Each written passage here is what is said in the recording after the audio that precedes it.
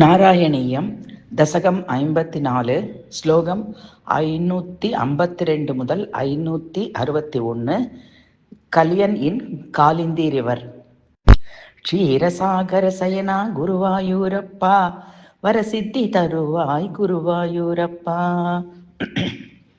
ஒரு காலம் சௌபாரி என்ற மகாமுனிவர் இருந்தார். 12 ஆண்டு காலிந்தி நதியில் தவமிருந்தார்.